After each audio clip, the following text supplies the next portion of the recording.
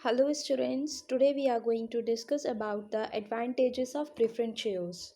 Now first we'll discuss about the company's point of view कि company को क्या क्या advantages होते हैं जब वो preference shares issue करती है. First one is appeal to cautious investors.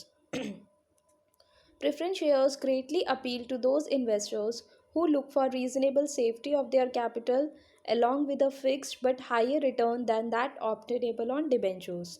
इसका मतलब ये होता है कि जो प्रेफरेंस शेयर्स होते हैं, जो कंपनी होती है, वो उन्हीं प्रेफरेंस शेयर होल्डर्स को ढूंढती है, वो उन्हीं इन्वेस्टर्स को के पास अपील करती है जो लोग ऐसा इन्वेस्टमेंट चाहते हैं कि जहाँ पे उनको जो डिविडेंड मिले वो फिक्स्ड मिले, ओके, और जो डिबेंचर्स हैं उनसे ज़्यादा मिले. यहाँ पे उनको दोनों सेफ्टी मिल रही है. एक तो उनको कैपिटल, उनका जो पैसा है वो सेफ रहता है क्योंकि उन्हें इक्विटी शेयर होल्डर से पहले मिल जाएगा पैसा. सेकेंडली जो उनको डिविडेंड मिलेगा वो भी उनका सेफ होता है क्योंकि वो भी इक्विटी शेयर होल्डर से उनको पहले मिलेगा. और फिक्स्ड रेट ऑफ डिविडेंड मिलता है प्रेफरेंस शेयर्स में, तो उनको दोनों तरफ से सेफ्टी मिलती है.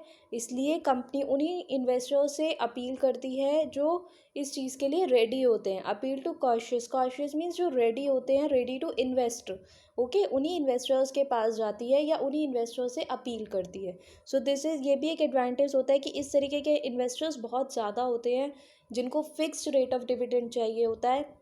कंपनी को कितना भी प्रॉफिट हो उनको उससे कोई मतलब नहीं है, उनको इतना डिविडेंड चाहिए ही चाहिए होता है. एंड सेकेंडली उनका कैपिटल भी सेफ रहता है.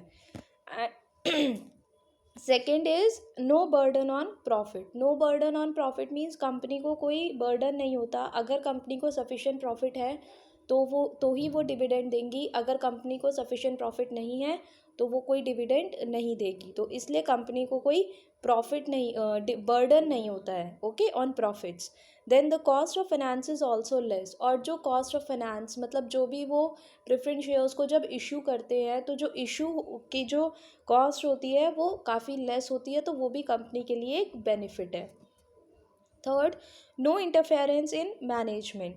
Generally preference shares do not carry voting rights. Preference shares को कोई भी वोटिंग राइट्स नहीं मिलता है. इसलिए जो ऑलरेडी प्रमोटर्स होते हैं, कंपनी के मैनेजर्स होते हैं, बोर्ड ऑफ डायरेक्टर्स होते हैं, उन्हीं के पास ही पूरा कंट्रोल रहता है.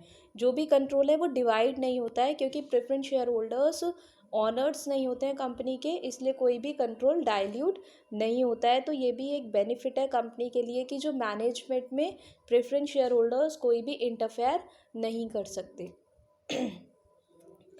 Fourth, no charge on asset. Issue of preference shares does not involve any mortgage or charge on the asset. It is same as equity shares. Equity shares में भी यही था कि कोई भी एसेट पे चार्ज नहीं होता है. कंपनी ने शेयर्स निकाले, आपने परचेज किए, बस. उससे कोई कोई सिक्योरिटी नहीं दी जाती है. कोई भी एसेट कंपनी का आप नहीं मॉर्टगेज करा सकते हो, गिरवी नहीं रखवा सकते हो. तो ये भी एक कंपनी को फ़ायदा होता है कि उसको अमाउंट भी मिल जाता है, फंड भी मिल जाता है, और उसे कोई चीज़ एज ए सिक्योरिटी रखनी भी नहीं पड़ती. Company can keep its fixed asset free to be use for raising loans in future. Company अपने फिक्स्ड एसेट उसके फ्री रहते हैं, वो आगे उन्हें कहीं और सिक्योरिटी पे रख के, बैंक वगैरह में सिक्योरिटी पे रख के उनसे लोन ले सकती है. तो इसलिए ये भी एक कंपनी को फ़ायदा होता है कि कोई भी एसेट पे चार्ज नहीं होता है in case of preference shares. Then fifth one is trading on equity. जो रेट ऑफ डिविडेंड होता है प्रेफरेंस शेयर पे वो फिक्स्ड होता है. वेन द कंपनी, जब कंपनी की जो अर्निंग है, कंपनी को जो प्रॉफिट है, अगर वो इंक्रीज भी होता है तो कंपनी को कंपनी शेयर होल्डर्स को तो देगी according to the profit. Dividend equity share holders को मिलता है, लेकिन प्रेफरेंस शेयर होल्डर्स को फिक्स्ड रेट ऑफ डिविडेंड ही मिलता है चाहे कंपनी को कितना भी प्रॉफिट हो. तो ये भी एक कंपनी के लिए फ़ायदा है कि अगर कंपनी का आगे चल के कभी प्रॉफिट इंक्रीज भी होता है तो कोई प्रॉब्लम नहीं है क्योंकि प्रेफरेंस शेयर होल्डर्स को उन्हें फिक्स्ड रेट ऑफ डिविडेंड ही देना है. And then preference shares are an economical source of finance because the rate of dividend is usually low. लेकिन जो इसमें रेट ऑफ डिविडेंड होता है वो यूजुअली लो होता है, जैसे कि 2%, 5%. तो ये यूजुअली लो होता है तो कंपनी को और ज़्यादा बेनिफिट हो जाता है. तो इसलिए जो ट्रेड ऑन इक्विटी का जो बेनिफिट होता है वो प्रेफरेंस शेयर्स के केस में कंपनी उठा सकती है. It is available in case of preference shares, जबकि इक्विटी शेयर्स में अवेलेबल नहीं होता है क्योंकि इक्विटी शेयर्स में तो जितना ज़्यादा प्रॉफिट होगा उतना ही ज़्यादा डिविडेंड इक्विटी शेयर होल्डर्स को देना पड़ेगा.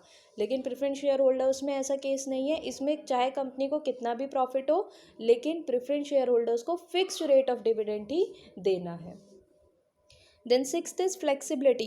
In case of redeemable preference shares we have studied yesterday, which can be repaid, which can be refunded after a certain period of time. कुछ टाइम के बाद जब कंपनी पैसे जो कैपिटल है वो प्रेफरेंस शेयर होल्डर्स को वापस कर देती है।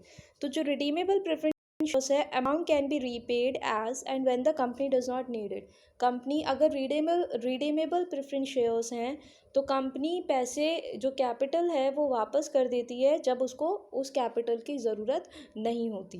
पार्टिसिपेटिंग और converting preference shares can be issue to attract investors who want to share in the growing prosperity of the company.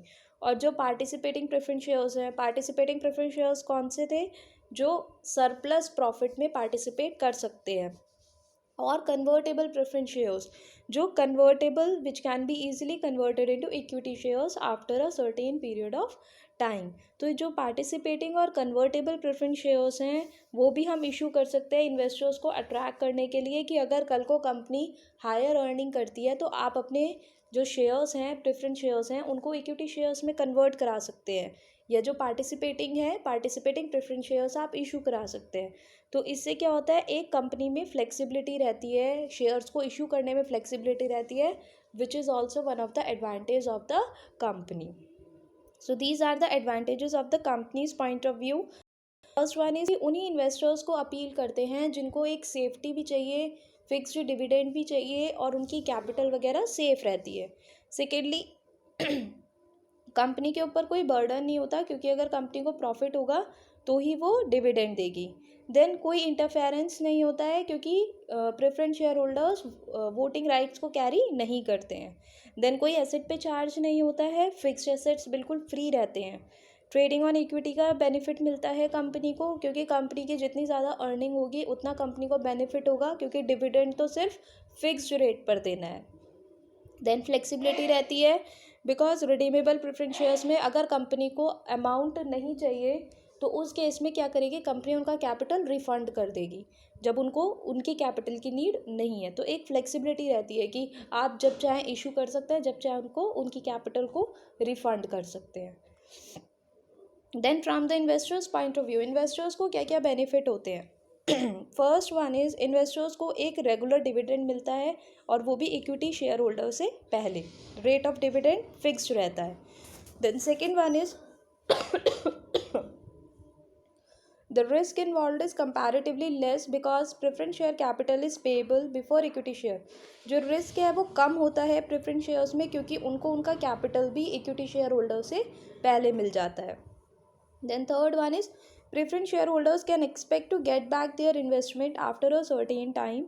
जो हमारे रिडीमेबल प्रेफरेंस शेयर्स होते हैं, रिडीमेबल प्रेफरेंस शेयर्स में क्या है कि उनको अपना अमाउंट रिफ़ंड वो करा सकते हैं, अपनी कैपिटल रिफ़ंड करा सकते हैं कुछ टाइम के बाद। और अब तो वैसे भी कंपनीज एक्ट 2013 के अकॉर्डिंग 20 ईयर्स तक ही आप प्रेफरेंस शेयर होल्डर्स की कैपिटल रख सकते हैं, उसके बाद आपको रिटर्न ही करनी है।